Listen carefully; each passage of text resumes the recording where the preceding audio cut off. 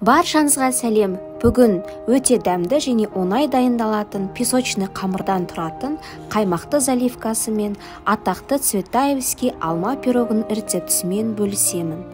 Алдымен електен өткен ұнға қопсытқыш қосып, шетке қоя тұрамыз.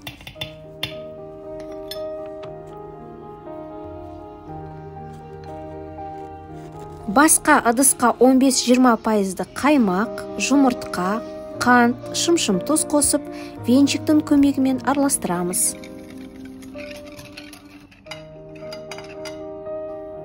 Салқын сары май мен ұнды ұнтақтаймыз. Әртүрлі тәсілмен ұнтақтауға болады. Ең тез оңай түрі ұнтақтағышпен ұнтақтау. Егер бұндай құрылғы болмаса, салқын сары майды ұнға аунатып, үккіштен өткізуге болады. Ең бастысы осындай иілгіш үгінді болуы керек. Енді осы үгіндіні ылғалды массаға қосып, қамыр илейміз. Қамырды ұзақ уақыт илемейміз. Бастысы барлық құрамы біріксе болғаны. Қамыр жұмсақ, бірақ қолға жабыспайды. Қамырды формаға салып, қолмен ортасы мен шеттеріне біркелкі етіп жаямыз. Қамырды тоңазытқышқа қойып, қаймақты заливканы дайындаймыз. Алдымен ыдысқа жұмыртқа, қант, жүгері крахмалын қосып, венчиктің көмегімен біркелкі болғанға дейін араластырамыз. Крахмал толығымен таралып, кесек қалмауы керек. Ванильді қант, қаймақ қосып, барлығын біркелкі дейін араластырамыз. Соңында осындай тегіс қаймақты заливка шығады. Шетке қойып, алмаға кірісеміз. Бізге 4 орташа, не болмаса 5 кішіректеу алма керек.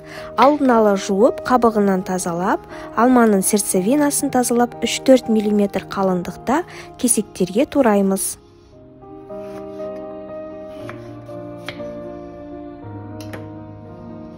Алмалар қараймас үшін аздап лимон шырынын сеуіп араластырамыз, бірақ бұл міндетті емес.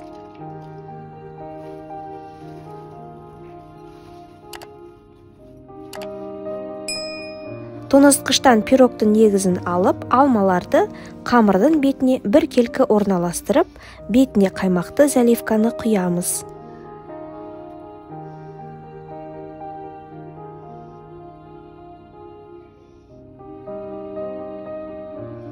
Бос орындарға таралу үшін ақырындап форманы столдың бетіне ұрғылаймыз. Заливка 3-4 мм шетіне шықпауы керек, себебі піскен уақытында көтеріледі. Қалауларыңыз бойынша бетіне миндальды жапырақтар сепсеңіздер болады. 180 градуста қызып тұрған пеште конвекциясыз шамамен 40-50 минут пісіреміз. Өте дәмді, қош иісті цветаевский пирогымыз дайын. Астарыңыз дәмді болсын. Ұнаса лайк басып, комментарий жазып, достарыңызбен бөлісіңіздер. Сіздермен бірге болған Әйгерім.